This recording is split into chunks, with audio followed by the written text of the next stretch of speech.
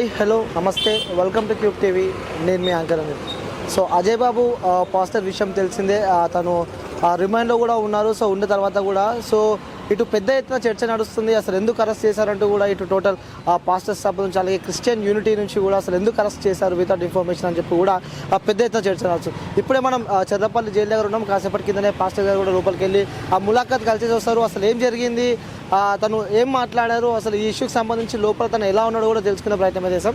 So pastor గారు first చెప్పండి, అసలు ఈ ఎంటైర్ ఇష్యూకి సంబంధించి అసలు ఏం జరిగింది అనుకుంటున్నారు మీరు? ఏం జరిగిందంటే అక్రమంగా పోలీసులు అరెస్ట్ చేశారు. ఒక న్యాయబద్ధంగా అరెస్ట్ చేయలేదు. చెప్పా పెట్టకుండా, అరెస్ట్ వారెంట్ లేకుండా, నోటీస్ ఇష్యూ చేయకుండా అతన్ని కిడ్నాప్ చేసినట్టుగా తీసుకెళ్ళిపోయారు.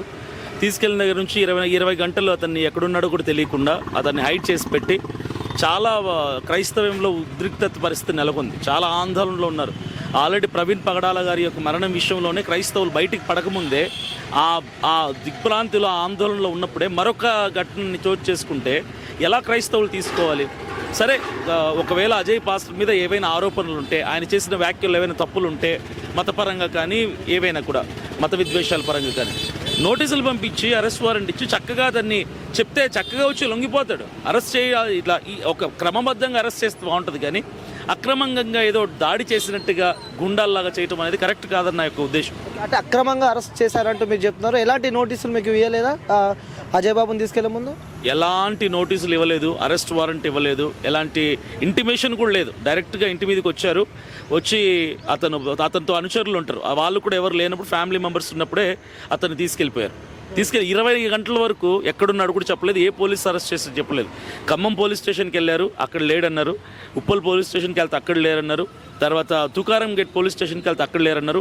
అల్టిమేట్గా ఫైనల్గా ఏంటంటే తుకారం పోలీస్ స్టేషన్ వాళ్ళే అరెస్ట్ చేశారని తర్వాత నెక్స్ట్ రోజు సాయంకాలం 4 గంటలకు కన్ఫర్మ్ అయింది మాకు. అక్కడ నుంచి అతన్ని కోర్టులో సబ్మిట్ చేసి అక్కడ నుంచి చెంచల్గూడ జైలుకి మొన్న ఈవినింగ్ 5:30కి చెంచల్గూడ జైలుకి తరలించారు. సో ఇప్పుడే కాసేపటి కింద మీరు ములాఖాత్ అయి వచ్చారు. ఏం మాట్లాడారు అజయ్ బాబు గారు మీతో? అజయ్ బాబు ఒకటే అంటున్నారండి, చాలా ఆందోళనలో ఉన్నాడు ఆయన. చిన్నపిల్లలు ఇలా తీసుకురావడానికి బట్టి చిన్నపిల్లలు కూడా అక్కడ చాలా హెల్త్ వాళ్ళ సిక్ అయిపోయింది, హాస్పిటల్లో అడ్మిట్ అయి ఉన్నాడు చిన్నబాబు. అంటే సడన్గా అలా జరిగేసరికి ఫ్యామిలీ కూడా రికవర్ అవ్వడానికి టైం పడుతుంది.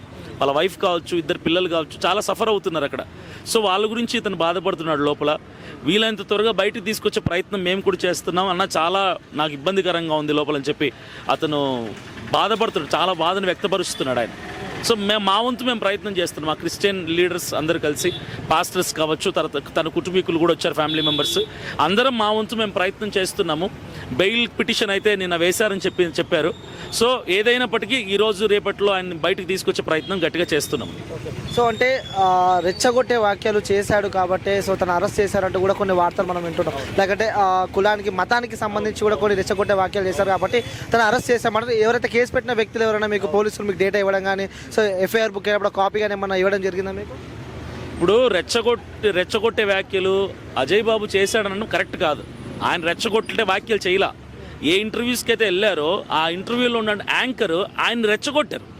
ఈయనను రెచ్చగొట్టి వాంటెడ్లీ కావాలని మతపరమైనటువంటి ఆ యొక్క ప్రస్తావనని లేవనెత్తి, మతపరమైన దాన్ని ప్రస్తావన లేవనెత్తడమే తప్పు. ప్రస్తావన లేవనెత్తిన తర్వాత ఈయన కొంచెం ఆల్రెడీ అగ్రెసివ్ బాగా మాట్లాడతారు, కొంచెం బోల్డ్ వాయిస్, కాస్త గట్టిగా మాట్లాడే వ్యక్తి ఈయనను రెచ్చగొట్టి ఈయన నోటి నుంచి అవి బయటకు తెప్పించి చేసిన తప్పంతా ఎవరంటే ఇంటర్వ్యూ చేసినటువంటి యాంకర్స్ చేశారు మిస్టేక్ అంతా కూడా. ఈయన కాదు, ఆ ప్లేస్లో ఎవరున్నా కూడా అలాగే మాట్లాడాల్సి వస్తుంది. ఎందుకంటే ఎదుటిన్న వాళ్ళు వేసే ప్రశ్నలు బట్టి సమాధానాలని ఉంటాయి. ఇప్పుడు ఈయనకి యూట్యూబ్ ఛానల్ ఉంది, ఈయనకు చర్చ్ ఉంది. ఎక్కడ ఈ వాంటెడ్లీ ఈయన ఏ మతాలని కానీ, ఏ మత గురువులను కానీ, మత పెద్దలను కానీ, ఏ మత గ్రంథాలని కానీ మాట్లాడినట్టు లేదు. ఇంటర్వ్యూస్లో వెళ్ళటం వల్ల వాళ్ళు వేసిన ప్రశ్నలకి ఇలాంటి సమాధానాలు చెప్పాల్సి, అంటే రెచ్చగొడితే రెచ్చిపోతారు ఇక.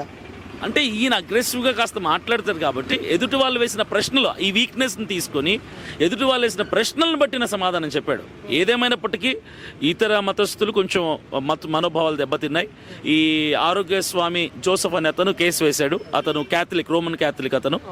అతను యేసు ప్రభు బొమ్మని, తర్వాత మరియమ్మ బొమ్మని కూడా ఏదో కించపరిచాడు అన్నట్టుగా ఆయన వ్యక్తపరిచారు. కానీ దానికి రుజువులేవి అని చూపించడం లేదు. అంటే కొన్ని విషయాలు మనం చూస్తూ ఉన్నాము. అజయ్ బాబు గారు మాట్లాడుతుంటే సో నేను యేసుని కూడా నేను నమ్మను, సో విగ్రహాలను నేను నమ్మను అని చెప్పి కూడా కొన్ని చూస్తున్నాం. అంటే తను ఒక పాస్టర్ అయి ఉండి కూడా సో నేను విగ్రహాలను నమ్మను, సో నేను నమ్ముతా, బట్ విగ్రహాలను మాత్రమే నమ్మను, దానికి ఎలాంటి ఏముండదు, ప్రాణం ఉండదు కాబట్టి అని చెప్పి కూడా కొన్ని వార్తలు ఉన్నాయి. అది నిజమే అండి. అంటే క్రిస్టియానిటీలో ఉండేది ఏంటంటే క్రైస్తవ్యంలో విగ్రహారాధన చేయటం తప్పని మా యొక్క గ్రంథం చెప్తుంది.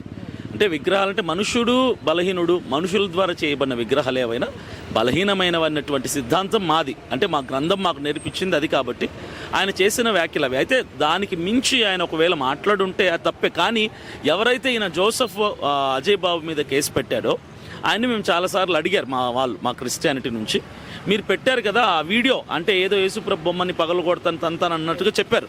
మరి ఆ ఎవిడెన్స్ ఇంతవరకు బయటికి రాలేదు. ఆయన మాట్లాడిన ఆ వీడియో ఫుటేజ్ ఎందుకు బయటికి రాలేదు? అది ఉంటే బయటకు చూపించండి, సరే మేము కూడా యాక్సెప్ట్ చేస్తాం కదా. ఏదో మాట్లాడి చెప్పాడు అంటున్నారు తప్ప ఆ ఫుటేజ్ మాత్రం బయటకు తీయట్లేదు. ఆయన కూడా చాలా ఇంటర్వ్యూస్లో మాట్లాడుతున్నాడు, ఛానల్స్కి వెళ్తున్నాడు. ఆ ఫుటేజ్ మాత్రం ఎందుకు చూపించట్లేదు? ఇదిగో ఇది మాట్లాడింది అజయ్ బాబు, దీన్ని బట్టి మా మనోభావాలు దెబ్బతిన్నాయి, ఆయన ఎందుకు చూపించలేకపోతున్నాడు? అంటే మీ గ్రంథాలయంలో అలా ఉందన్నమాట, లైక్ అంటే నమ్మకూడదు అని చెప్పి, ఆ శిలా విగ్రహాలను నమ్మకూడదు అని చెప్పి. Yes, exactly. సో మరి ఇప్పుడు చర్చ్లలో మనం చూస్తున్నది అవే విగ్రహాలు కదా మనకు కనిపించేవి. మరి విగ్రహారాధన అంటే విగ్రహానికి పూలదండలు వేయడం, దండలు పెట్టడము, కొబ్బరికాయలు కొట్టడము, లేదంటే దాని చుట్టూ ఇది విగ్రహారాధన. ఇప్పుడు సిలువ పెట్టుకున్నంత మాత్రం అది విగ్రహారాధన కాదు, అది విగ్రహం కాదు.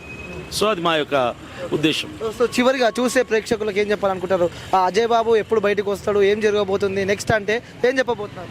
క్రైస్తవులందరికీ నేను చెప్పేది ఒకటే, 2 రాష్ట్రాల తెలుగు ప్రజలకి, తెలుగు క్రైస్తవులకి, అజయ్ బాబు చెంచల్ కూడా జైల్లో ఉన్నాడు, సేఫ్గా ఉన్నాడు. కాకపోతే తన 2 చిన్నపిల్లల్ని బట్టి, భార్యను బట్టి తన చాలా ఆందోళనలో ఉన్నాడు. వీలైనంత త్వరగా ఆయన బయటకు తీసుకొచ్చే ప్రయత్నం అయితే చేస్తున్నాం. క్రైస్తవులు ఎవ్వరు కూడా భయపడద్దు, ఆందోళన చెందొద్దు. ఖచ్చితంగా అజయ్ బాబు క్షేమంగా బయటకు వస్తాడు. వితిన్ కపుల్ ఆఫ్ డేస్, 2-3 రోజుల్లోగా ఆయన బయటకు వస్తాడు. అన్ని కార్యక్రమాలు, చర్చ్ పనులు కానీ ఏవైనా కూడా ముందుకు సాగిపోతాయి. మీరందరూ ఎలాంటి టెన్షన్ పడద్దు. మేము ప్రయత్నం చేస్తున్నాం, మేము పోరాడుతున్నాం. మీరు ప్రార్థన చేయండి, ప్రేయర్ చేయండి, ఉపవాసాలు ఉండండి. మీరు ప్రార్థన చేస్తే మేము ప్రయత్నం చేస్తాం. అల్టిమేట్గా దేవుడు ఈ విషయంలో ఘనమైన విజయాన్ని ఇవ్వబోతున్నాడు. Thank you.